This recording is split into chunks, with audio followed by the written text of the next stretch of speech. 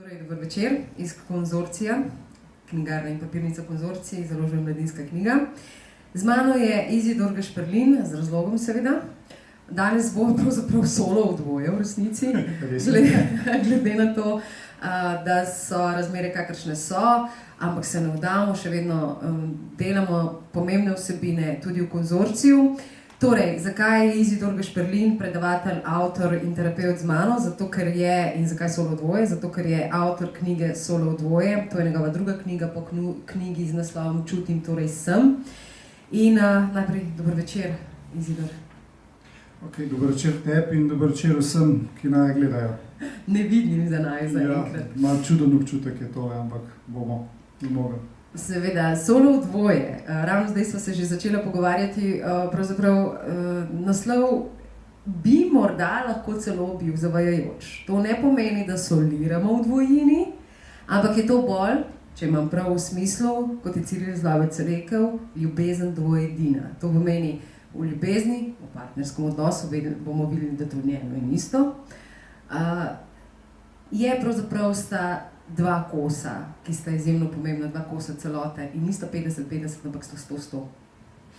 Jaz bom manj poetično povedal, pač sicer kako je prišlo do tega naslova, je malo na ključe, mogoče v to pol, ampak solo dvoje tako krasno poudari to, da mora vsak od partnerjev ohraniti to svojo, bom rekel, posebnost, edinost, osebnost, če tako rečem, da mora najprej se naučiti poskrbeti zase, neodvisno od odnosa, in da je ena velika napaka, če ti pozabiš nase in se preveč posvetiš odnosu.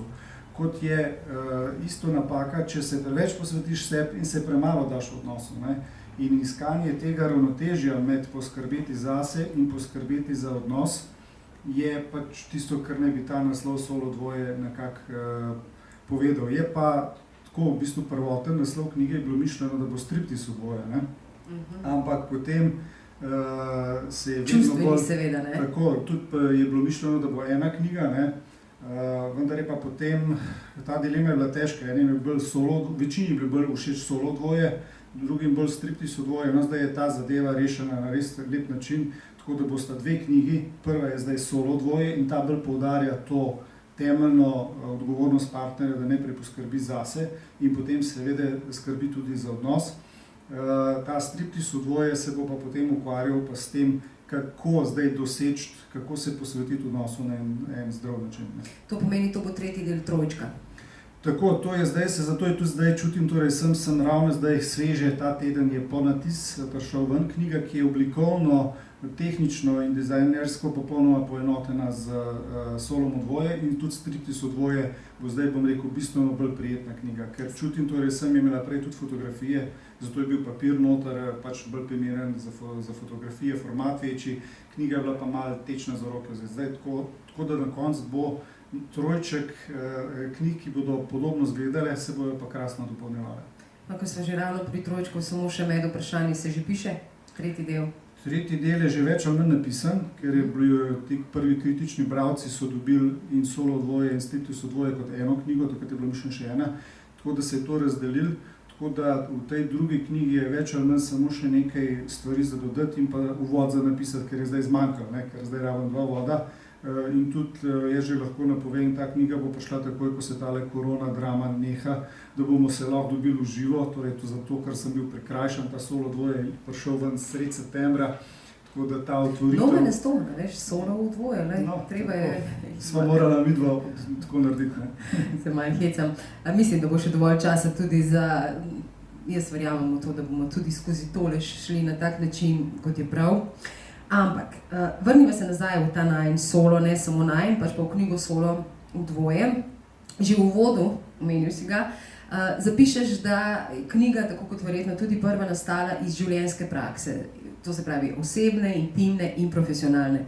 Kot terapevt srečuješ zgodbe, verjetno tudi take, ki si jih težko zamisliš v svoji domišljiji, pa vendar vsaka zgodba ima nek svoj zaplet, če zdaj govorimo kot zgodba, seveda gre to za življenjske zgodbe ljudi, za resnične stiske in vse te knjige, oziroma veliko teh zgodb je tudi v tej knjigi, iz njih izhajaš v določene probleme v različnih poglavjih. Ampak moje vprašanje je, čisto na začetku, Vemo, da medosebni odnosi so eni največjih izzivov, sploh če želimo, da delujejo v naših življenjih. In kaj, zdaj te sprašujem kot, to se pravi človeka, ki se ukvarja z medosebnimi odnosi kot terapevt in seveda kot s človekom, ki ima nekaj kilometrine. Kaj je dober medosebni odnos? Ne govorim še o partnerskem, govorimo o medosebnih odnosih. Ja, ampak tole je zdaj kar zelo širok vprašanje. Odnosov je ogromno, ne? In jaz mislim, da prvo, kar moramo upoštevati, je to, da jaz temu rečem pravilo koncentričnih krogov, ne? Da ti imaš odnose, ki so glede na intimnost, ne? Glede na to, koliko ti lahko nekdo pride blizu, se v bistvu od tebe oddalujejo, ne? In mi imamo, bom rekel, odnose, ki so zelo na obrobju teh tvojih, ne, krogov in tisti, ki so blizu, ne?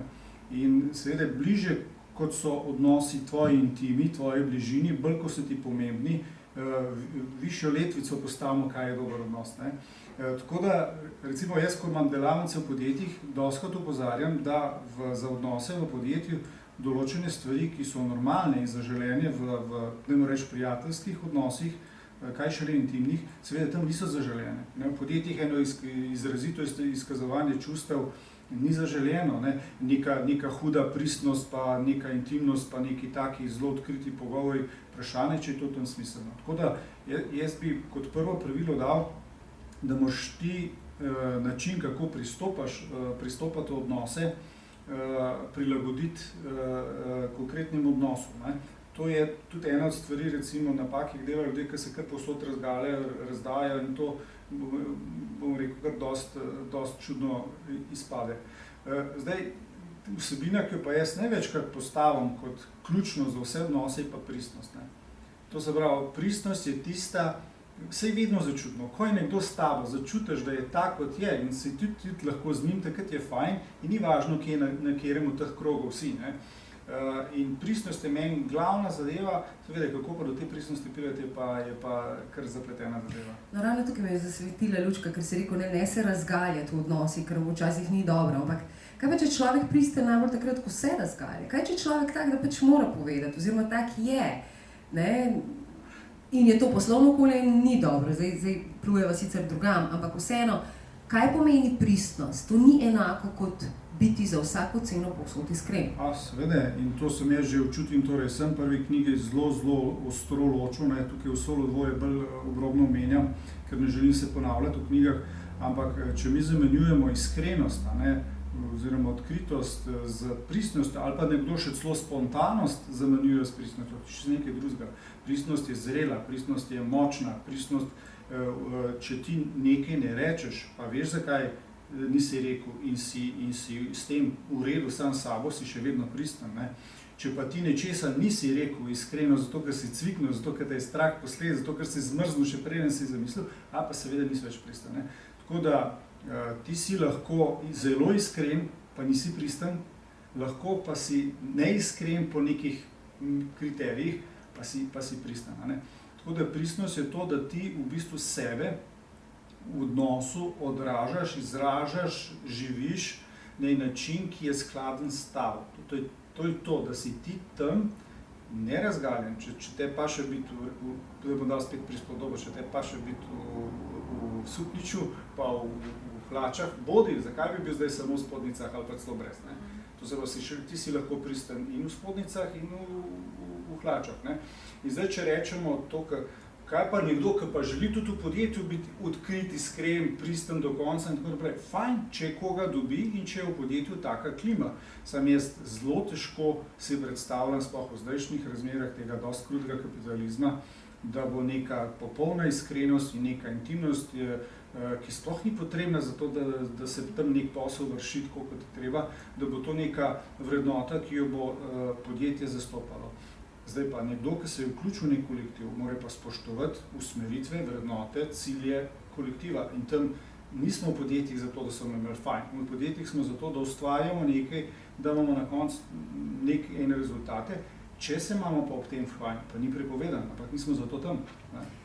Se veš, da se bom uprla, ne? To pomeni, da potem tvegaš svojo pristnost. Ne, tvegaš svojo iskrenost. Včasih pa lahko tudi pristnost, ne? Ampak tukaj se bova zdaj začela malo filozofirati. za moj pogled je, če se ti zavestno odrečeš temu, kar ti zdaj razumeš kot pristnost, če veš, zakaj to počneš, če si sam sabo cool in da to ne izpade, da se z aviona vidi, da nekaj igraš, to ne pomeni, da igraš, to pomeni, da samo del sebe ne žarevaš, da del sebe malo blokiraš, ohraniš zase, ti si še vedno pristen, sam nisi pa, sej če ti 60% sebe izražaš in če tisto izražaš pristno, si še vedno pristen, ne? Nisi pa zdaj po celotni Maurici pristen, ker potem sva pa v konfliktu s tistimi krogi, ki sem prej rekel, potem moraš biti pa v vseh odnosih enak, kar je pa čist skregan logiko, ne? Potem pa kar naenkrat partnerski odnosi izgubijo to svojo, bom rekel, ta svoj čarobni sin, ne? To svojo posebnost, ne? Zato moraš ti to ohraniti ene delčke svoje avtentičnosti, pristnosti, moraš pa vseeno ohraniti za izbrance, ker drugače oni niso izbranci. No, zdaj si mi že odgovoril na drugo vprašanje, kaj pa je, v čem se pa partnerski odnos bistveno razlikuje od drugih medosebnih odnosov. Rekel si mi, oziroma na nek način, če bi povedal tudi, kaj jaz mislim osebno v tej knjigi.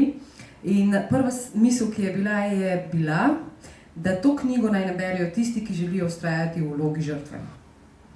Pika. Tisti, ki se želi naprej sam sebi smiliti, mu ta knjiga verjetno bo šla zelo na živce. Zakaj? Ker si zelo oster na določenih straneh in v določenih stvareh, ampak oster na svoj pristen način in hkrati zelo racionalen. In vmes sem razmišljala, parkrat sem pomislila, dobro, to spravi vse lahko z umom, z odločitvijo, z glavo. Kje je tukaj notranji glas? Kje je tukaj, ko ti pove telo? In ko pridemo do bistvenih poglavij, kot so bistveni, vsi so bistveni na svoj način, recimo poglavje o spolnosti tudi rečeš, lahko prepričamo razum, lahko prepričamo pamet, telo, telesa pa ne. Telo je tisto, ki pove. No in se mi zdi eno najbistvenejših sporočil, najbolj bistvenih sporočil te knjige pa je, pogosto rečeš tudi, ko se odzivaš na primere, veliko žensk piše, ne? Veliko manj moških v primeri, ko pravzaprav sprašujejo tebe kot terapevta, kaj storiti. In zelo pogosto zelo jasno poveš, poskrbite zase. Ne? Nismo bili naučeni tako. Naučeni smo bili, poskrbite za druge, ko bo drugim v redu, potem je čas zate, če sploh. Ti in seveda vsi, ki pravzaprav živimo v odnosih, ki funkcionirajo, vemo, zdaj bom spet tisto znano prispodobo uporabila, na letalu damo najprej kisikovo masko sebi, če želimo reševati okoli sebe ljudi. Ne? To se pravi, najprej treba sebi kisik dati, da lahko pravzaprav sploh še pomagamo. No in zato bom prebrala zdaj samo en delček iz zelo pomenljivega poglavja, če bi me imela oziroma imel rada. Že, no, me ne bi prizadela, nadaljuješ med drugim. Že takoj na začetku zabijmo žebljico direktno na glavico. Nihče, ki ni nasilen, vas ne more prizadeti. Ob tem, kar kdo počne, misli ali čuti, se lahko počutite prizadeti, vendar čustveni odziv izberete sami. Tudi če ga ne in se vam kar zgodi, je odziv še vedno vaš. Dolžni ste poskrbeti za svoj telesno-čustveni odziv in s tem tudi zase. Gre za neločljiv del temeljne odgovornosti vsakega posameznika. Zapleti v partnerskih odnosih bodo nerešljivi, dokler se je ne naučimo zaznavati in sprejemati. Seveda je lažje s prstom kazati na drugega, sploh nasilneži imajo pri tem neizmerno domišljijo. Ti me spravljaš ob živce, drugače se ti ne da nič dopovedati, ali to počnem v tvoje dobro in tako naprej. Skratka, še ena značilnost je pa tudi to, seveda, da se vsi ti naši odnosi, oziroma ovinki v odnosih, se pravzaprav zrcalijo odnosi, ki jih nekoč nismo osvojili, predelali ali pa se jih naučili na pravi način. Poskrbeti zase, Izidor. Zakaj imamo posebej Slovenci s tem take težave? Ja, to smo vedeli, ker nismo tako navajeni. Ne? Mi smo že od majhna navajeni, da je treba poskrbeti za starše. Ne? Slovenija je bila dolgo časa nasilna, avtoritarna družba, ne? Saj na nek način je še, ampak zdaj gre to pa preveč v drugo smer. Ampak ti zdaj le toliko enih vprašanj postavlja, jaz proboj po vrst. Najprej, v tej knjigi jaz seveda ne malikujem razuma. Ne? Jaz sam rečem, se napišem, da ga nismo dobili v kras. Jaz vedno slonim, vsa moja predavanja, vse moje delo sloni na telesu in čustvih. Jaz pravim, da je ključ čustva, čustva so vez med telesom in razumom. Ne? In če mi na čustvenem področju ne bomo razvozlali teh vozlov, če ne bomo uredili stvari, potem bomo zelo težko tudi odgovorni do sebe, kar pomeni, da bomo zelo težko poskrbeli zase. Zdaj, tako kot si ti povedala, ne, bi to lahko razumel, da jaz zdaj kle forsiram in zagovarjam nek egoizem. Ne, daleč od tega. Jaz sam pravim, da dobra partnerja razumeta in sta sposobna poskrbeti najprej vsak zase in to na način, ki ni preveč v konfliktu s tem, da poskrbita tudi za odnos. Ne vem, če se prej opazila, ko sem jaz govoril o poskrbeti zase in za odnos, jaz nikoli ne govorim, da je treba poskrbeti za partnerje. In to je ena od iluzij in mitov, ki ga jaz tukaj poskušam spodbijati. Mi nismo dolžni skrbeti za partnerja. Partner je odgovorna, bi morala biti samostojna odrasla oseba. Zato tudi vloga žrtve, če ti nisi res pod nekim takim hudim nasiljem, da se ne moš umakniti, potem zelo težko ena odrasla oseba sebe prikazuje in dojema kot žrtvo, ker mi imamo vse svobodno izbiro, se lahko umakneš. Ja, ampak jaz sem mislila točno v tem smislu, da nekateri pa želijo ustrajati v tem, da je vse so drugi krivi. Ne? Najlažje je, tako kot si tukaj napisal, najlažje je pokazati prst na drugega. Začeti pri sebi je teže. Prej si rekel, čustva so vez med umom in telesom, ampak jih treba prepoznati. Ja, jaz se s tabo strinjam vsem razum v tem besedi nekateri. Jaz mislim, da je večina takih. Ne nekateri. Večina je takih, ki dejansko preveč pričakujejo od partnerja in preveč pričakujejo, kaj bojo dobili in kako poskrbijo za njega. Zato jaz to poudarjam. In jaz sam še imam eno mičkeno repliko na to, kar si ti rekla. Jaz mislim, da v knjigi nisem strog, sem pa direktan. To se pravi, ker rečem, da smisla danes knjig pisati. Mislim pa, da, ker sem že enkrat v enem intervjuju odgovarjal, mislim pa, da se v tem knjigi da velikega sočutja in enega optimizma razbrati, seveda do tistih, ki imajo težave. Jaz nikogar ne obsojam, da ima težave, jaz vedno rečem, da nihče ni kriv, da ima težave, ne glede na to, kaj, da je za te težave odgovorna, bom zdaj vljudno rekel, zgodovina, ve pa, kdo so nas ustvarjali, ampak da je pa vsak odgovoren, da zdaj z teh težav nekaj naredi, da se nekako izkoplje, ne optimalno, idealno, pa to kot lahko. In če greva zdaj še ta zadnjo, zdaj sva v bistvu tisto, kar si v začetka nastavila, če greva zdaj na ta zadnje, seveda poskrbeti zase, ampak spet ta egoizem, ko rečeš besedo egoizem, je že takoj negativno. Ne moreš ti nekomu reči, ti imaš odgovornost, da poskrbiš zase, hkratno pa vzameš pravico do egoizma. Ne gre. Ravno to se dogaja. V bistvu vsi razumemo, da načeloma moraš poskrbeti zase, ampak saj ne moreš poskrbeti zase, ker ti ni dano, pa ti partner nagaja, pa ti vlada nagaja, pa ti država nagaja. Vsi so problem za to. Ne. Ti imaš dolžnost, da poskrbiš zase in ti imaš tudi pravico in odgovornost, da izbereš način, da boš to naredil. Ampak odgovorna, zrela oseba, po moje, bo poskrbela zase na tak način, da ne bo po nepotrebnem delala škode drugim, da si ne bo jemala več, kot je potrebno, pa ne mislim materialno. In tak egoizem, ki je usmerjen proti sebi, ki je podlaga tej skrbi zase, je meni super in ga pri svojih klientih spodbujam. Egoizem, ki je pa usmerjen proti drugemu, to se pravi, ki želi nekomu drugemu dobiti nekaj slabega, oziroma ki drugemu škodi čist brez potrebe, če bi se dal stvar zase poskrbeti brez tega, da nekoga, bom rekel, da nekomu škodiš, je to dolžnost odraslega odgovorne osebe, da to naredi. To se pravi, egoizem, ki si vzame 1000-krat več, kot ti to rabiš, pa zaradi tega nekdo dobi manj, tak egoizem jaz ne zagovarjam. In če zdaj to samo preslikava v partnerski odnos, ena od ključnih umetnosti partnerskega odnosa je to, da oba partnerja ostaneta egoista v tem delu, da solirata, da si prvošta toliko sola, kot si ga želita in rabita, hkrati pa ne pozabita na odnos, pa na družino, če imate še otroke, da iščeta neko srednjo pot, kako bo za njiju, ki sta unikatna že vsak zase, ko se pa povežeta, sta pa unikatna na 14. potenco. To je čist neki posebna zgodba, zato je tako težko, zato jaz nočem priročnikov pisati. Ne moš ti enemu paru dati navodila, takole naredi pa v redu. Ne pojma, ti jih lahko samo usmeriš na kakšen način in se onega pogovarjata, da bosta najdla rešitev za njiju. In to je umetnost dobrega partnerstva. Iskanje tega ravnotežja med poskrbeti zase in poskrbeti za odnos.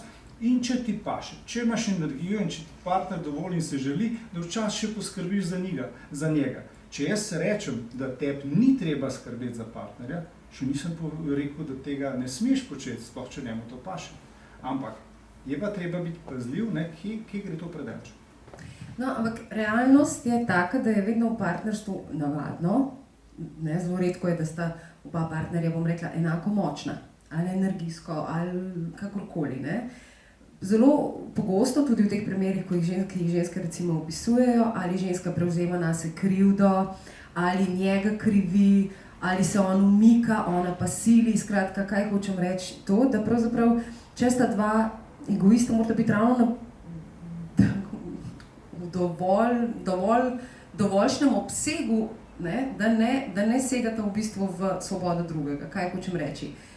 Kako to, si rekel, tukaj je umetnost, ampak kako to ravnovesje, vsi vemo, da ženske imamo svoje potrebe, moški spet malce drugače razmišljate tudi o svojih potrebah, kako voziti to, in pod vprašanje temu je, pogosto je iluzija, če je ljubezen, se pa vse da urediti.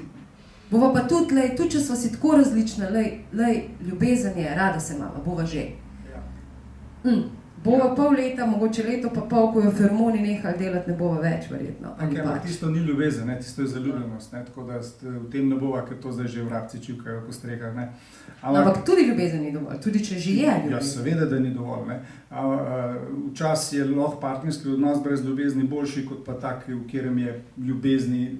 Sam zdaj spet, kaj ljubezen je, Kle sva zdaj tako na spolskem terenu, da bi jaz šel raje na malo bolj trdna tla. No, o tem govorimo, o tem razumskem in tej ostrini, to. Ja, in jaz bi šel k temu, da to knjigo sem napisal zaradi tega, ker ravno ta iluzija, ta pretirana pričakovanja delajo toliko škode v odnosih, pa na nek način tukaj lahko razum kar dosti naredi. So stvari, ki jih čisto razumsko lahko klele premakneš v svojih glavah, prideš do nekega uvida, pa rečeš, Madonca, se to je pa res, in tisto, kar mi lahko razumom dosežemo, to je najlažje. Torej, spremembe, ki so večinoma na nivoju razuma, te so še najlažje. Jaz nisem rekel, so lahke, ampak ko ti hočeš nekaj v telesu spremeniti, ko ti hočeš nekaj v čustvih spremeniti, to je bistveno bolj naporno. Ko ti hočeš nekaj stvari, ki se globoko z nezavedanega pojavljajo, ko hočeš to spremenjati, to lahko desetletja niso dovolj. Zato ta knjiga, da si nalijemo čistega vina, da nam je jasno, da še tako močna ljubezen ne zmore vsega. In seveda, da poleg ljubezni je, kakorkoli jo že nekdo razume, je potrebno neko delo. Čas malo bolj trdo, čas malo manj. In druga magija, bom rekel, partnerskega odnosa, ti praviš, kako pride do tega ravnovesja. Samo en način smo izumili človeštvo najboljšega, če ne edinega, pogovor, ampak ne vsak pogovor.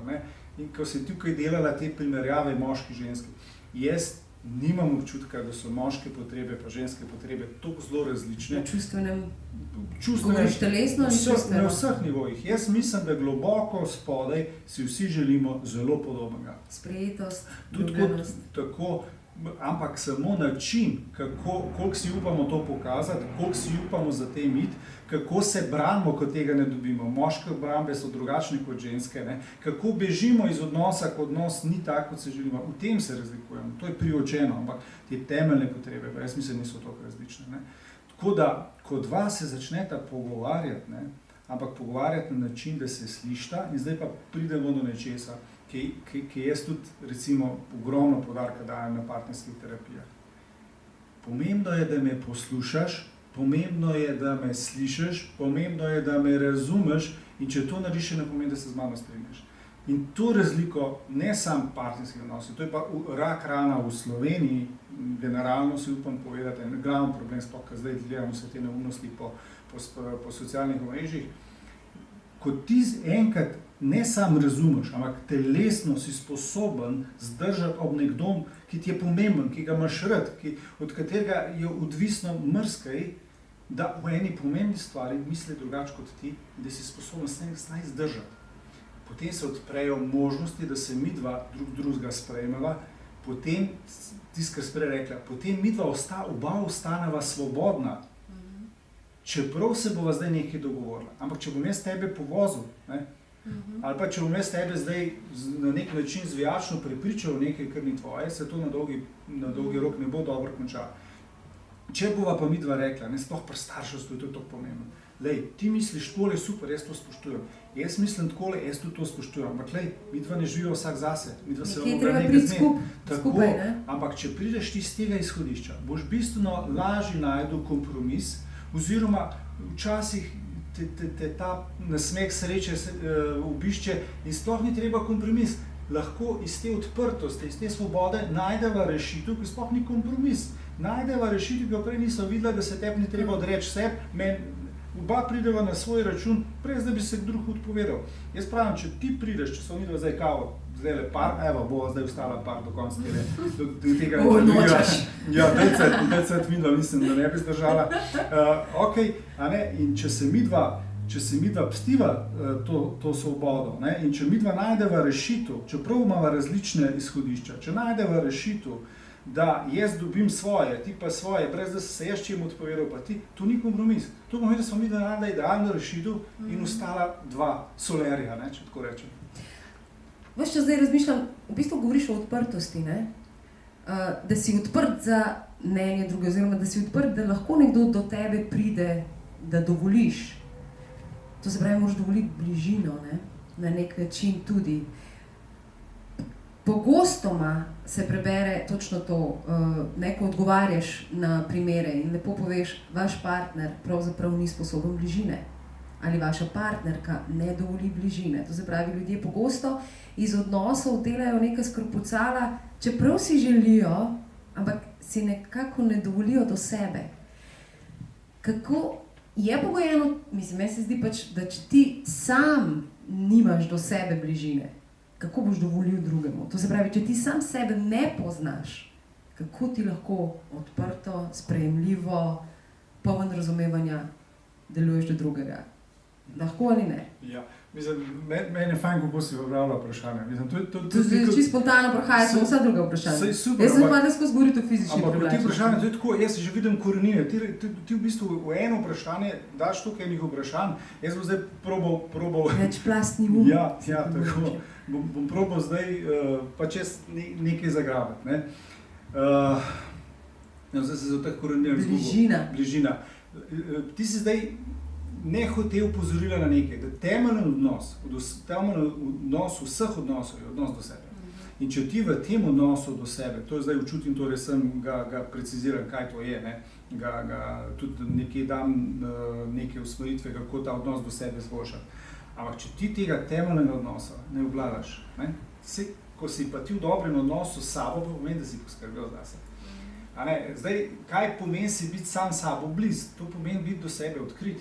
Biti do sebe iskren. No, zdaj pa to iskrenost. Iskrenost do sebe je nujna, ne? Ampak mi ne zmoremo popolno iskrenost. Mi si lažemo, si ne vidimo, ker tega še ne zmoremo. Iskrenost do drugih je pa stvar odgovorne izbire. Ne? Sem v tej knjigi napisal, v bistvu lažje biti iskren kot pa odgovoren. Ne?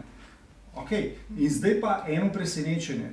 Ti odgovori, tudi ti odgovori, ki so v knjigi, ki jaz dajem pač tem, ki so vprašanje pošiljali, jaz sicer upozorim, da je partner ni pripravljen, sposoben za bližino, ampak nekje potem med vrsticami blago dam vedeti, da tudi ona, ne, tukaj, ali ponovati, ker so ženske, jo upozorim na njen delež tukaj.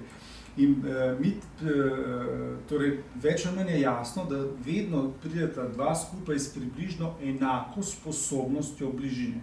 Torej, ali pa z enakimi težavami glede bližine. Tudi če običajno vzorc, ki si ga prej pisala, ženska želi blizino, hoče do njega in tako naprej, on se pa umika. Ne?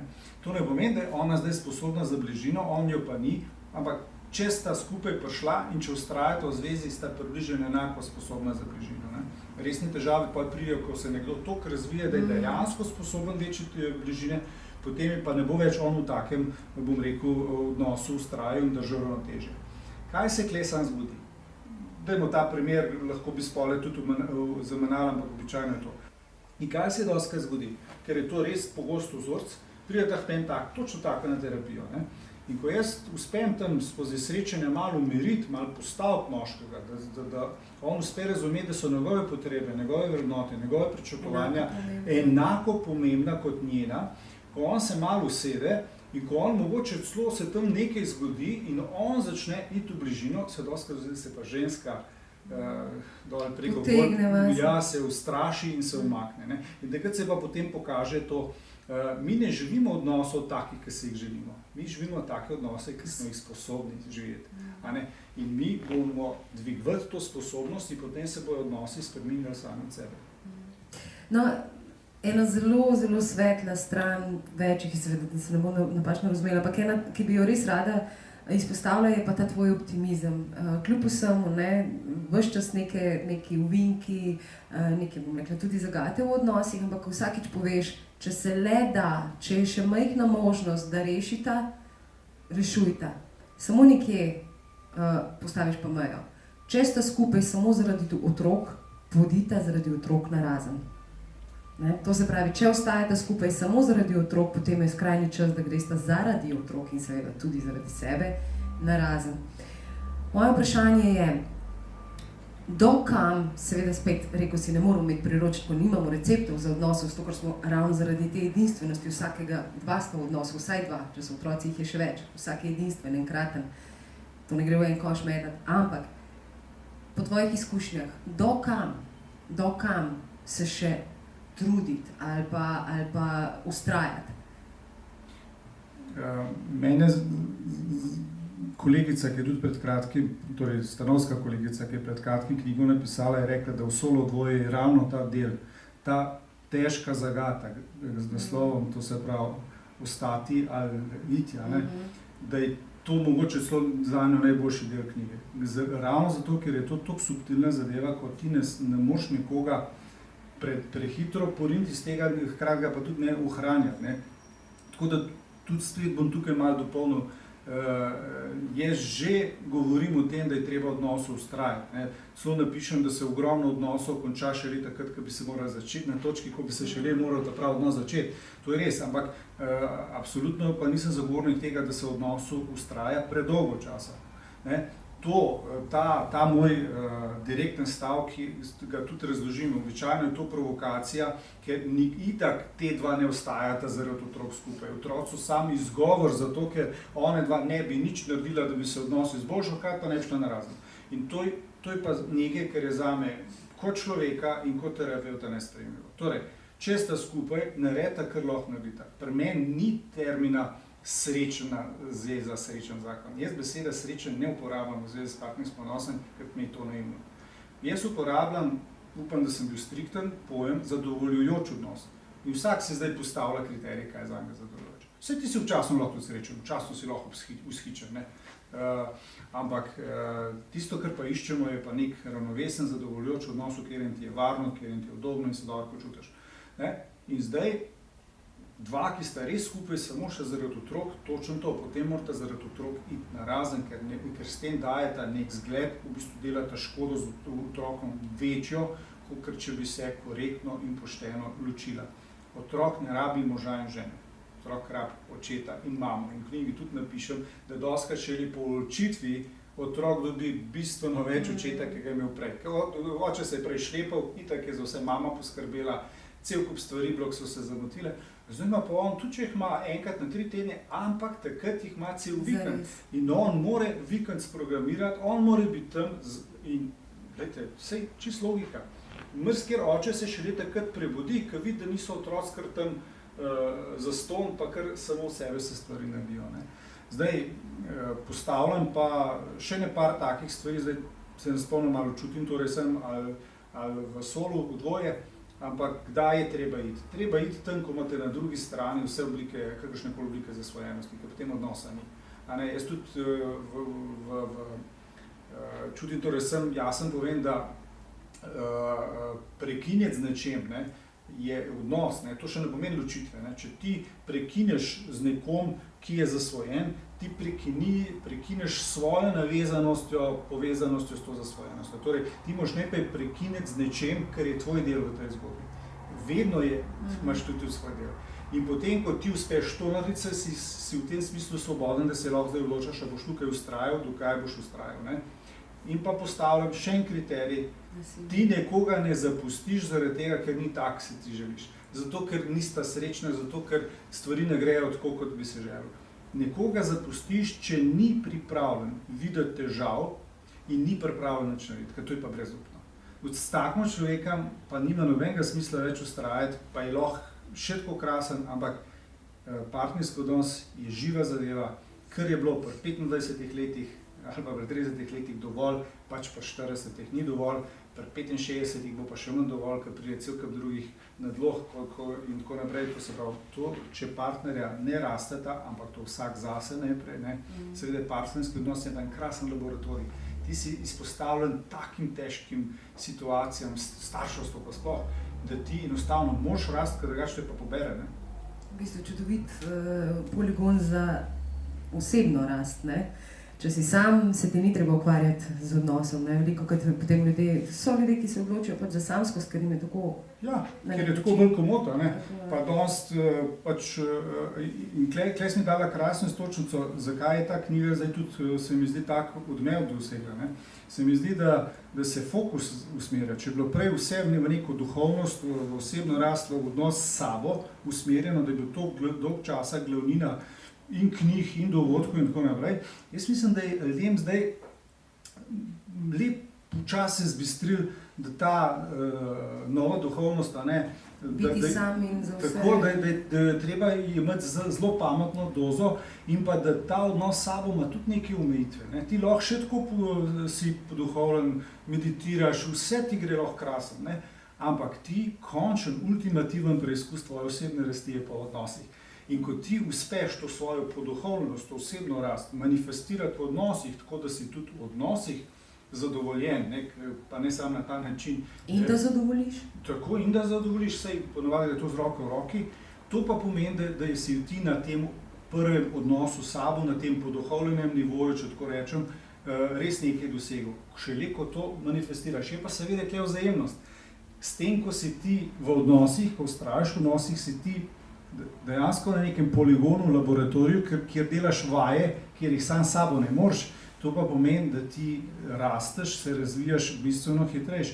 In starševstvo in partnerstvo, proste, to sta dva najmočnejša odnosa. Na nivoju teh je še odnos s tvojimi starši, kjer se itak vse začne in konča. Šele ko ti urediš odnose s starši, lahko urejaš ostale odnose. Pač bolj ko to urediš, lažje ti gre tukaj. In ti trije odnosi so en krasen poligon, ampak zdaj, če ti s svojimi starši si zaključil, si jih odpikal, ne? Če si se ločil, pa si sam, otrok nimaš, ti si res prikrajšan, jaz nisem rekel, da si zdaj za stran vrš, ne? Ampak res si prikrajšan za cel kup nekih prijetnih, seveda pa tudi manj prijetnih izkušenj, ampak v vsakem primeru je tam osebna rast bolj pristna, hitrejša in tudi jaz bi rekel globja, ne, močnejša. So ljudje, ki tega ne potrebujejo, tako da tudi to v redu, ne? Vsak pravzaprav se odloči zase, dokam bo rasel ali ne. Omenil si starševski, partnerski odnos. Zelo pogosto to enačimo. Ne? Ker naenkrat zdaj sva partnerja, pa sva tudi starša, pa sva tudi še malo zraven še starša, pa še malo partnerja. Skratka, tukaj zelo lepo tudi ločiš, ne? Nekaj je biti starš, nekaj je biti partner, seveda, vse logično, ampak v življenju pa ni tako lahko razmejevati. In prej si rekel, ne, otrok potrebuje ne moža in ženo, otrok potrebuje očeta in mamo. Ja, mož pa potrebuje ne samo mame svojega otroka, ampak tudi svojo ženo. In obratno, žena ne potrebuje le očeta in poslovneža, ki dovolj denarja prinese, ampak rabi tudi moža. Kako zelo pomembno je, da v paru ločujemo, kdaj sva midva starša, kdaj sva pa partnerja. Spet bova rekla, to vsak par določa zase, ne? Ampak pomembno je, da to določa in da to ohranja. Meni sploh, če pridete na terapijo, pa ga on njo naslavlja z mami, ali pa ona njega z očem. Ali pa naš pa vaš? Naš? No, dobro, pa to še nekako, ampak tle pa kar dlake mi grejo po konca. Ne? In tle pa vidiš, koliko sta one v bistvu ta partnerski odnos vrgla, ali pa kar spacala skupaj s tem starševskim odnosom. Če ravno je to včasih zelo ljubeče, ne? Reče ljudje iz nekega ljubečega kota. Ja, sej, zdaj, če ni, ampak običajno je zadaj prav to, kar si ti nastavlja, ne? Da sta dva toliko fascinirana in tako zasedena s tem starševskim odnosom in z otroki, da sta na njun odnos pozabila, pa tudi dostkrat nase. Sej, dolgo časa so otroci tam in skrbijo za starše. Se to je spet en paradoks, da otroci bistveno bolj skrbijo za starše, kot pa da on starši skrbijo za otroke. Ja, tako. Ampak dolgo časa so otroci tam in bom rekel, zapolnjujejo to praznino, ki v bistvu odzad nastaja, v bistvu dajo neko vsebino, v bistvu prikrivajo na nek način, da ona dva dejansko živita samo še preko družine in otrok, to laufa. Ampak ko pa ta zadnji otrok, običajno mami, reče mami, lej, zdaj pa prosim, nehaj mi hoditi pred šolo čakati, ker me je narodno, ker počas reče, lej, dosti imam, lej, jaz sem odrasel, lej, ti imaš tamle svojega, hnemo se obrniti, če je otrok tako pameten, ampak otrok, če že prvo stvar vidi, že fajn. Ja, in takrat je pa problem. In kaj je tipičen scenarij zdaj, Otrok odpikajo mamico, oče se je že itak, oziroma mož se je že navadi, oni že prej najdu, ali v poslu, ali v rekreaciji, ali kjerkoli se najdu. In zdaj ona kar naenkrat je pa praznina. Otrok ni več, iskati smisel in se začne joga, meditacije, duhovnost, tretjo, ampak to ni dosti. In slej, ko se ona obrne pod partnerjem in začne na njega pritiskati. Ej, jaz sem kle, meni je, zdaj, kje sva pa midva, In ta je zdaj, seveda, on se je lepo navadil biti sam, on se je lepo življenje v redu in zdaj kar naenkrat spet sprememba, Ni šokiran in sej on mogoče bi, sam on ni pripravljen, ne čustveno, ne v nobenem nivoju, In tukaj, temu se eni rečejo sindrom praznega gnezda, ampak zgodba je kompleksnejša. Tukaj običajno vse skupaj pade še s krizo srednjih let in tem dobi največ ločitev. In ni naključje. In seveda vse, kar mi pogolfamo v življenju, se nam slej ko prej enkrat vrne. In ta, bom rekel, goljufanje v tem, da se švercava preko otrok, ker je lažji in ne delava na partnerskem odnosu, ker je težji, bo kot bumerang zadel tam nekje, med 40 in 50 letom in takrat je pa potem drug krog resnice, kjer bosta pa zdaj pokazala, ali bosta lahko to zamojeno v preteklih letih, jih je lahko tudi 15-20, a se bo sploh to dal rešiti. Ne da se vsega rešiti. Ali si bosta sploh želela? To je prvo, drugo je, če bosta zmogla. In tretjo je, če se nista v tem času že toliko delila, če nista rasla, vsak po svoje, toliko deleč, da enostavno v enem od dveh ključnih elementov, ki sta zame nujna za to, da je partnerski odnos sploh lahko zadovoljoč, to je dovolj ujemanja v teh temeljnih vrednotah, to je ena zadeva, druga je pa privlačnost. Če ni neke temeljne privlačnosti močne, pol jaz mislim, da tak partnerski odnos, lahko ostanete skupaj sam, da bi pa v tem partnerskem odnosu bila lahko zadovoljna, bo pa težko. To je, zdaj sem jaz v bistvu krohovinka prišel do dveh temeljnih zadev, ki jih tudi ljubezen mora spremeniti in premagati, še tako močna in dobra ljubezen. Samo za hip, prosim, še ostaniva pri tem starševskem partnerskem odnosu oziroma v tej dvojini. Ali sta lahko dva človeka, ki nista dobra partnerja, dobra starša? Lahko, ampak težje. Dva, ki sta dobra partnerja, sta že avtomatsko dobra starša. Mislim, ker če dva, ki sta dobra partnerja, nista dobra starša, potem sam zgleda, da sta dobra partnerja. Ne moreš ti na račun otrok imeti dobro partnerstvo. In tudi, danes zjutraj sem imel en intervju in je bil vprašanje in sem še enkrat povedal, da pri otrokih, prestaja vzgoji, da je manj pomembno to, da starša naredita prav, kaj je spet prav, kot da naredita usklajeno, da veste, kaj počnete in da se pri tem podpirate. Ta, bom rekel, povezanost, usklajenost, sodelovanje staršev v otroku, da toliko enega miru, toliko ene varnosti. Če tudi ni nujno, da se strinjata, je tako? Ja, sva pa spet pri tem.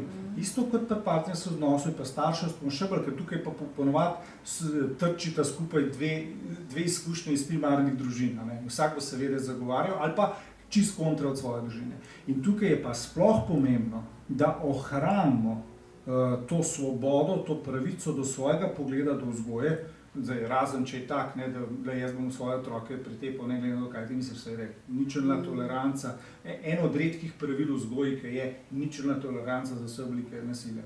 Vse ostalo je pa ena velika svoboda in tudi ena velika preizkušnja za starše. In jaz doskrat rečem, tukaj je pomembno, da vidva pustita drug drugemu svoj prav, spet s to omejitvijo, da nimamo od zadaj kakršnekoli začimbice nasilja. Dajte si to svobodo, pustite si to pravico in če se ne morata zmeniti, če ne more en prepričati drugega, žrebajte. In dajte vidva en mesec delati, ne vem, če je žreb padel na mamo, dajmo tako delati, kot se je ona odločila, ampak oče ti jo podpire, ne, partner ti jo podpire. En mesec, največ mesec pa pol opazujte otroka. Če grejo stvari na boljš, je stvar v redu, če ne, ok, ni boljš, zdaj bo šla pa kontra stran, zdaj bo pa po očetovo, ok. In običajno bo, da tudi po očetovem, po enem mesecu pa ne bo neke vidne razpremembe, kar pomeni, da so ta pa zdaj končno usedla in ugotovila, da morate pa skupaj poskati na tej rešitev. In zato so otroci največji učitelji.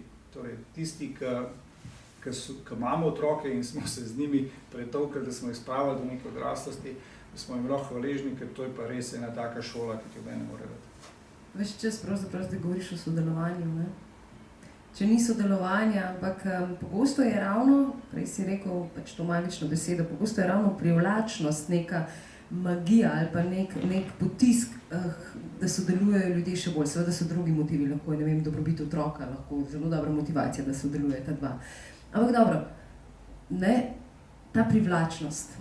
V knjigi se z njo precej ukvarjaš tudi v drugih poglavjih, o enem pa še posebej, v enem od, ki govori o spolnosti. Zanimivo je tik pred ločitvijo, to poglavje, pred poglavjem o ločitvah. No in moje vprašanje je, vsi vemo, ne, da nihamo, oziroma spreminjamo se. Krilatica, ki je resnična, edina stalnica je sprememba, tudi v našem telesu, tako v naših nekih doživljenih sveta, sploh zdaj, ko je hektičen tudi navzven, ne samo navznoter seveda. Ali lahko dva, ki recimo, prej si rekel, utujita se, ne, zelo utujita, ali lahko dva povrneta privlačnost, ki sta jo res izgubila? Se pravi, imata se rada, ljubezen je, želite skupaj ostati, nikakor pa ne štima več spolnost, intima je seveda spolnost, intima ni samo spolnost, ampak te vrste intima, ki je pogosto lepilo, pa ne deluje več. Pa ni nujno, da sta to še dve mladi telesi, ne? Lahko sta tudi živi, ampak sta dali nekaj skozi, se pravi, se poznata, kako zbuditi vsaj žerjavcev, če že, ne? Mislim, se prej mora biti ogen, če bo žerjavcev. No, najprej eno zadevo, jaz bom še enkrat ponovil nekaj, čeprav se mi je zadnjič prvoščil en znan slovenski pevc, ker je komentiral, ker je moja knjiga bila podlaga za to, da znani slovenski pari pač povejo, kaj si mislijo o določenih zadevah.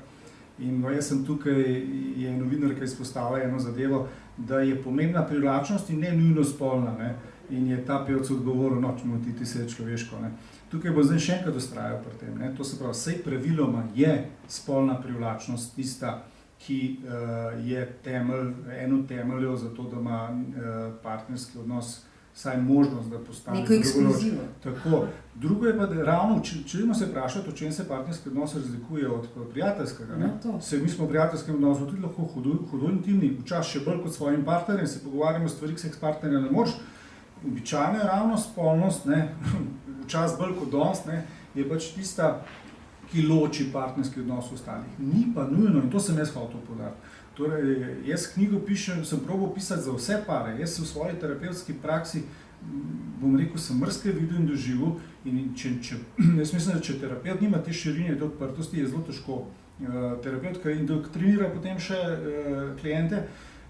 Torej, tukaj jaz, bom rekel, dejansko poznam pare, kjer ni te spolne privlačnosti, kjer spolnost ne igra neke pomembne vloge, ampak so zadovoljni bistveno bolj, pa tam, kar treska od samega ognja, ne. To sem hotel povedati, ker če mi neke stvari postavimo kot zakon, kot morajo biti, ne, mi dejansko izbrišemo cel kup enih možnosti, ne samo rešitev, ampak cel kup partnerjem bi kar vzeli pravico do tega, da se imajo dobro, zato ker ne ustrezajo neki šablon. Zdaj pa v čem je, zakaj je privlačnost tukaj toliko izpostavljena, ampak jaz pravim izraz temeljna privlačnost, ne, to mora biti res neka močna privlačnost. Dva razloga sta. Prva je, da če te privlačnosti ni, že ko se dva dobita, jo ne moreš ustvariti s še takim trudom in že s tako ljubeznijo. In kdor se to trudi, jaz sem tukaj tudi dal en zelo boleč primer iz terapevtske prakse v knjigo, ki se me je res dotaknil. Jaz mislim, da sem tudi v knjigi se vidi, kako me je pretresalo vse skupaj. In tudi v knjigi jaz ne teoretiziram, jaz ogromno stvari sem tudi sam skusil. Tudi jaz sem bil praktično ločen.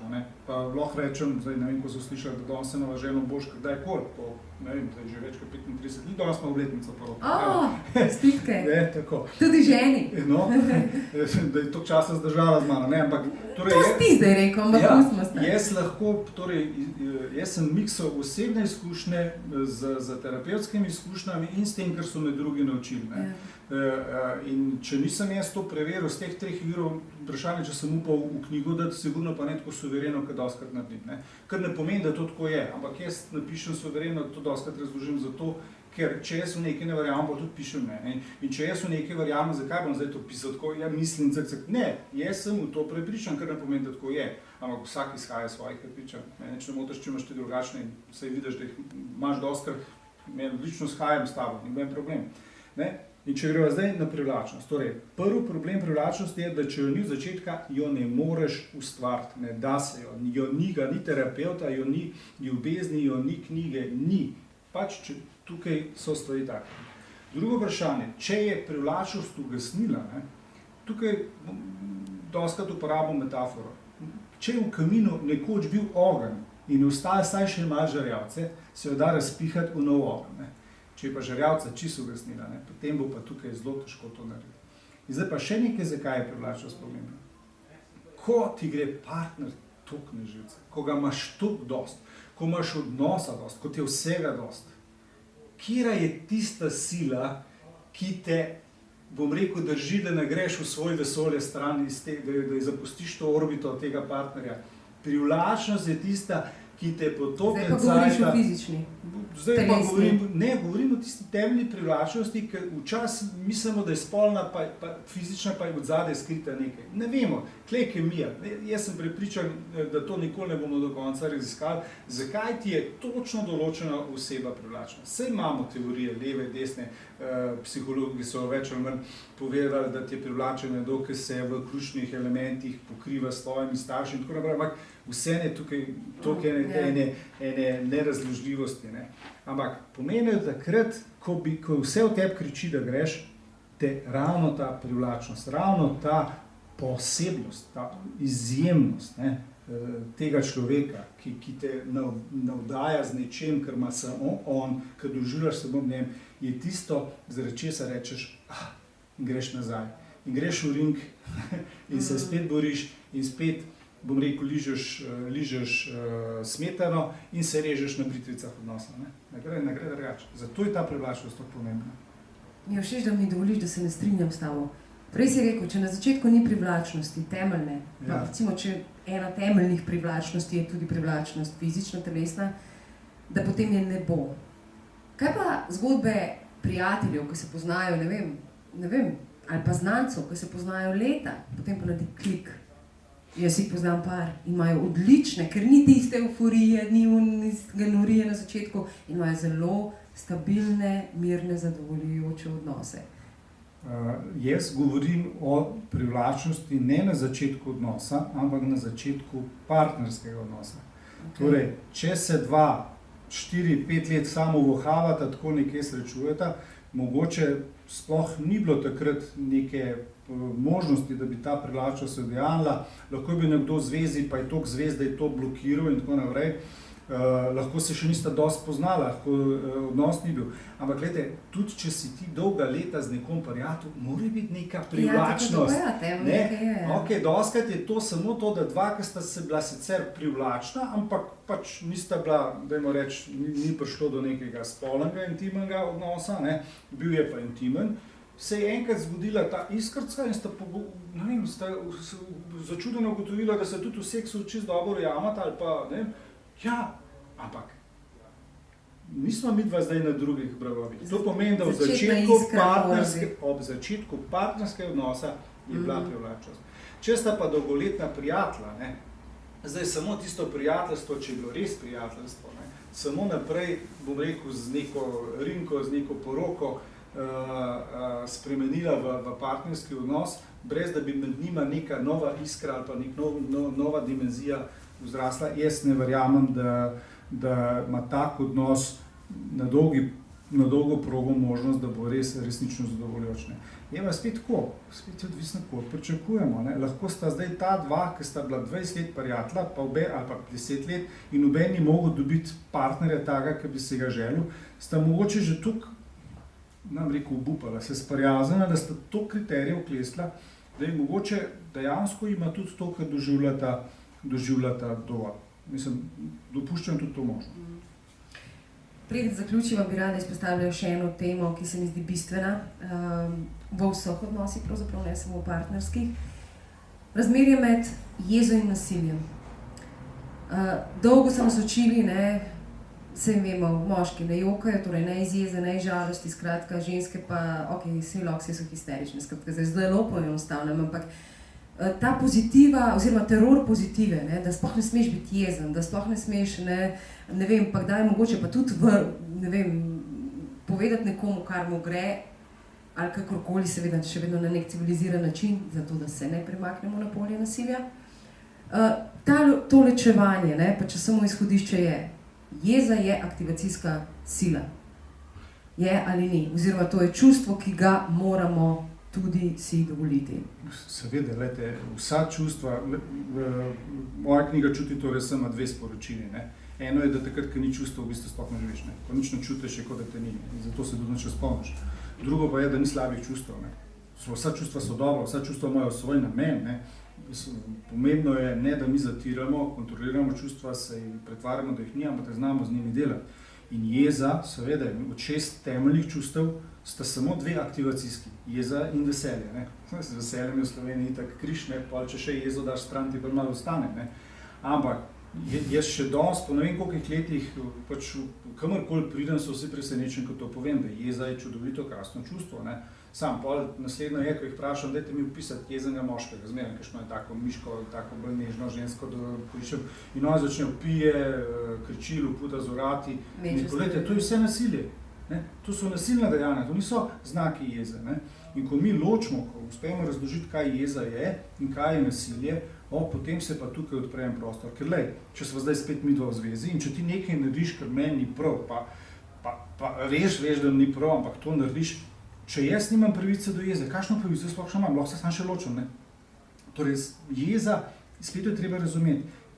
Spet vprašam, kaj ti nekdo sporoča, ko sem z jezo? Večina odgovorov je, da nekaj delam narobe, da se moram spremeniti. Ne, jeza, ki ti to sporoča, je že v polju nasilja. Če ti jeza sporoča, da moraš nekaj spremeniti, to je že nasilno dejanje. Kdo ti ima pravico govoriti? Z jezo samo sporočamo, da mi nekaj ni v redu. Ampak kaj jo izraziti ali ne?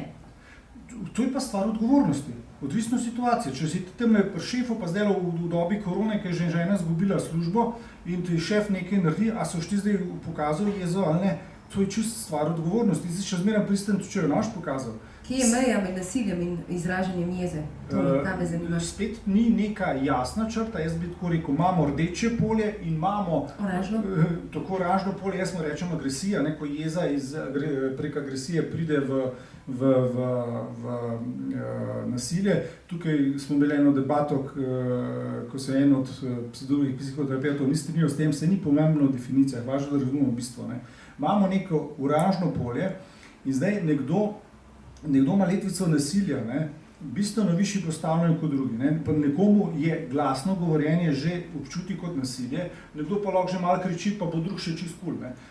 Spet smo na minulih izkušnjah, ampak neko glasno kričanje, zbijanje z vrati, sploh ne govorim o fizičnem nasilju, pa recimo to, kar se je pozabila, neko kuhanje mule, to se pravi 3-dnevna tiha maša, to so vse oblike, to je pa popolnoma jasno nasilje. Torej, so stvari, ki so jasne, ki so rdeče polje in so stvari, ki so oranžne. Tiha maša. Kaj pa, če je to samo način, da se človek, ki je bil jezen, ki je bil prizadet, da potrebuje, 3 dni tišine, zato da nazaj do sebe pride in seveda ne more komunicirati na tak način, kot je komuniciral. Je prav, da pove, poslušaj, zdaj ne morem, Jezen sem, žalosten, prizadeta sem, vem, da so to moji občutki, ampak zdaj se 3 dni ne morem s tabo pogovarjati. Zdaj smo že spregovorili, ampak potem 3 dni ni, recimo. Ne, tudi ko je nekdo tih, pomembno je, kako je šel on v to tišino. Ne? Če on reče, lepo poslušaj. Ali kaznuje. Tako, če je to neka maščevanje, kazen, neko, ali pa če ti nekomu rečeš, poslušaj, tole me pa zdaj toliko razsuli, jaz sem zdaj toliko zaseden s tem, jaz zdaj rabim 2 dni zase, ampak ni problema, jaz sem še zmeraj tvoj, jaz sem doma še zmeraj vrat, pa zdaj rabim 2 dni, da se prečistim, da pridem k sebi, bom prišel nazaj. A tako le odreagiraš, ko si res jezen, ni šans? Se ni treba takrat, ko si jezen, lahko tudi tako odreagiraš, ko si nasiljen ne moš. Ampak sej, če nisi tisti trenutek odreagiral, sej ti prideš k sebi. Ti prideš čez 2 ure k sebi, prideš čez 5 ur k sebi, pomembno je, kaj takrat narediš. Ne? Ker če imaš ti težave z nasiljem, to je pa naslednja stvar, ki tudi pišem, sej vsak, ki ima, celo sem se pohecal zdaj, ki je to aktualno, kaj bomo zdaj, vse, ki imajo težave z nasiljem in tako naprej, pa z alkoholizmom, pa ajmo vse v karanteno dala, kaj? Ja, dajte, pač, če si izbereš nekoga, ki ima težave z nasiljem, s tem tudi sprejmeš neko odgovornost, da če bo on na tem delal, če se zaveda te odgovornosti, proba delati, da probaš z njim zdržati. Niti treba. Sam ne moš pa pričakovati čudeža, da zdaj pa nekdo, ne vem, toskrat pripeljejo enega, ki ima hude težave z nasiljem, k meni na terapijo. Jaz ti prva stvar, ki povem, tole bo trajalo. Če tale, pogoj za to, da ti neko težavo rešiš, da se prvi zavedaš, da jo imaš, in drugič, da se res odločiš, da boš nekaj naredil, ampak potem pa rabiš čas. Noben ni nasilen kratko. Vsak ima nekaj vzadaj. Ne? In to pomeni, da ti z neko težavo se pač spopadaš in ta nasilje ima nek vzrok, neke korenine in če teh korenine dobiš in če ne najdeš nekega drugega načina, kako boš neko osebno stisko, neko svoje stanje se naučil drugače reševati, ne skozi nasilje, toliko časa bo, ko bo zadeve obvladljive, se bo že kontroliral. Ampak ko pa zarati se reče, takrat, ko ste pa nekaj stisne, takrat boš pa odreagiral kot avtomat. Ne? Zdaj pa jeza, ti si lahko jezen, pa lahko govoriš čisto umirjeno. Ampak ne stismo, ker tudi čutiš odzadaj, čutiš, ne. In koliko je enih stopenj, recimo to, da ti najprej v telesu prepoznaš, da se ti prebuja žensk, koliko žensk jeza, koliko žensk ima težavo s tem, da sploh ne ve, jokajo, pa mislijo, da so žalostne, so pa v bistvu jezne. Da ti najprej dešifriraš, da si jezen, da razumeš, zakaj si jezen, da razumeš, koliko si jezen, da te jeza približno sorazmerna s krivico, ki se ti dogaja, in potem pridem ključen trenutek, šele kle, da se ti zdaj odločiš, kaj boš naredil. To, da si ti jezen, absolutno ne more biti problem. Če se ti zdaj za vsako stvar razjeziš in močno razjeziš, to je že lahko problem, čeprav še nisi nasilen. Ampak kako je živeti z nekomu, ki je skozi jezen, ki se skozi zdi. Torej, in koliko je to komplicirano, to upravljanje s čustvi, to pomeni, da ti nehaš biti avtomat. Ti si dovoliš biti, mi smo zdaj pri šefu, kako biti pristen, pa čeprav si jezen, pa se ne jeziš. Če ti v sebi zaznaš jezo, razumeš, zakaj si jezen, si dovoliš biti jezen, usmisliš celo zadevo in potem si tudi zavestno, razumno odločiš, da ne boš te jeze pokazal, ne boš pa imel zaradi tega, recimo pred staršem, slabo vest, krivdo, da tega ne narediš zato, ker si cviknil, ampak je to tvoja zrela odločitev, si ti ohranil pristnost, ti si svojo jezo učinkovito zreguliral, se je učinkovito upravljal, samo izbral si ustrezen odziv. In to je umetnost, kjerokoli čustvo se v tebi prebuja, da ti znaš, ne glede na to, kako te zaseda, kako te premetava, kako ti je težko, izbrati v tistem trenutku zate najboljši odziv. To je odraslost, to je zrelost.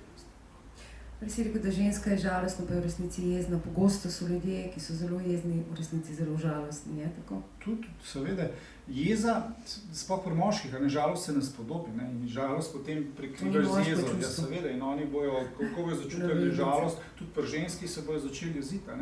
Ampak recimo tipična zapleta so, ker ženskam že od majhnega deklicam pripovedujejo, če deklica jezna in bo mami zelo hitro rekla, da je nehvaležna, kako jaz se razdajam zate, ti pa meni takole. Tako da zato je to bolj ženski problem, pri moških je pa bolj problem s strahom, ker jih že od majhnega govorijo, da moškemu, fant, a se desta zbava, kaj to je strah, In on potem se nauči strah nadomeščati ne samo z jezo, ampak dostikrat z nasiljem. Ker midva sva zdaj pač poenostavila in sva par naredila jeza pa nasilje. Jeza pa nasilje nista tak zelo močen par. Močen par sta strah pa nasilje. Nasilneži so v bistvu globoko v sebi izredno prestrašene osebe. In nasilje je v bistvu način, kako ti reguliraš, upravljaš s svojim strahom, ki se ga ne zavedaš ki si ga ne dovoliš in seveda, če se ga ne zavedaš, če se ga ne dovoliš, tudi ne znaš z njim delati. In potem z nasiljem v bistvu strah daš nekomu drugemu preko projekcije, ne? Če zdaj malo še strokovno zakompliciram. Zdaj bova pa sklenila krog in se vrneva mogoče na tisto začetno točko. Odnosi so odvisni tudi od nas. Vse se pa začne, predvsem od nas, ne? Vse se pa začne pri odnosu s sabo. In moje zadnje vprašanje je, kako prepoznati, da ne bom rekla, imam problem jaz, ne moj partner, ali pa ne midva, ampak da je treba najprej, je vedno treba najprej zazreti se vase. In kako veš, vse sem naredil pri sebi. In če se zdaj ne premakne. Me razumeš, kaj te sprašujem, ne? Ja, razumem. Ampak brskamo po sebi in pridemo do enega nivoja, ko rečeš, naredil sem v tem trenutku vse, kar v tem trenutku zmorem. Pri sebi. Kaj pa zdaj? Okay, ampak, pa želimo rešiti. Ja, ampak tukaj je to, mi nikoli pri sebi ne naredimo vsega. Nikoli ni konc. Jutri bomo lahko še več. Pa ja, pa na nek način vedno vsi naredimo toliko, kot smo zmogli do tistega trenutka. Ne? In to je zdaj pa ena zadeva. Pa res naredimo vse. Ja, pač toliko smo zmogli. Tudi tisti, ki ni naredil več, je pač ima neko podlago, neko osnovo za to. Ne? Jaz to mogoče lažje razumem, ampak nisem pa fatalist v tem smislu, da ne moreš. Večina ljudi bi lahko naredila več, ampak če ni naredila več, to pomeni, da je to tisto, kar so v tistem trenutku zmogli. Ne? In to je pa zdaj ta zadeva, ko dva, ki sta v partnerskem odnosu, ne, ko nekdo v bistvu zraste, ne, in v bistvu dejansko ta odnos s sabo spravi na en tak nivo, da tukaj gre za nek pomemben premik, drug pa obtiči. Ne, in jaz vedno, ko nekdo pride k meni, pa je v zvezi na neko delavnico, tako naprej ga opozarjam, ne, da bo do tega prišlo, ne, da partner ni navdušen nad tvojo osebno rastjo, ker to pomeni pritisk nanj. Ampak ko ti enkrat... Ja, ali spodbuda? Lahko je spodbuda, ampak najprej je pa pritisk, ne? Ker sej on bi že prišel z njo na delavnico, ne? Če bi bil smotiviran. Ampak on običajno se, sploh moški smo ali pa so bolj taki, da nekaj naredijo šele, ko so prisiljeni. Torej, tako da ta rast osebnega odnosa ima dvorezen meč, ker če nekdo v tebi ne raste, se bo prepad povečeval. In na določeni točki, da se pa šla z druge smeri določitve, na določeni točki si ti enostavno prisiljen pred eno nemogočo težko izbiro, ali se boš odrekel sebi, nadaljnji svoji rasti, ali se boš pa odrekel partnerskega odnosu. Ne? In sva pri tem, partnerja ne pustiš zato, ker imaš težave, zato, ker ni točen tak, si ti želiš, ne? Zato, ker je ljubezen ugasnila. Ne, enostavno ugotoviš, da on gre čisto po drugi poti, oziroma da bi on rečel ptičev na tisti klopci, na tisti postaji, ti se pa želiš peljati z avtobusom nekaj naprej.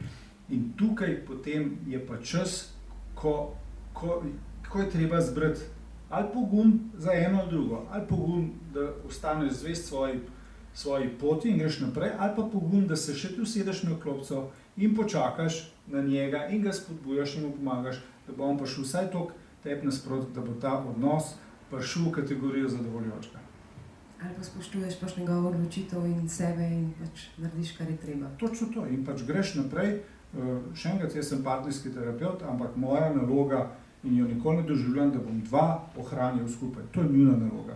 Njuna dva se odločata. Moja naloga je, da jima pomagam, da se bom rekel, premakneta iz enih ozkih grl, da vidita več, da zmoreta več in da prideta do točke, ko se bosta lahko odločila.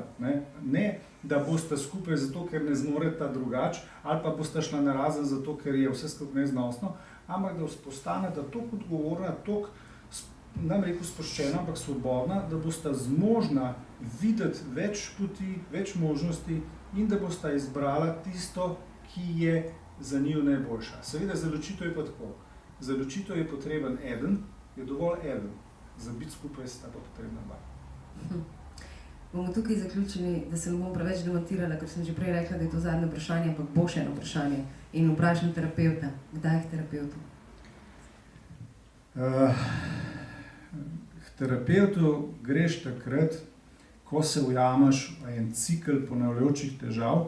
To se pa, ko vidiš, da vedno, ne glede na to, kaj naredita, tudi če se truta, recimo, prideta na isto točko, ali pa še celo gresta po spirali nižji in prideta dejansko do enega obupa. Tukaj je fajn priti do terapeuta, da ta začaran krog pomaga presekati.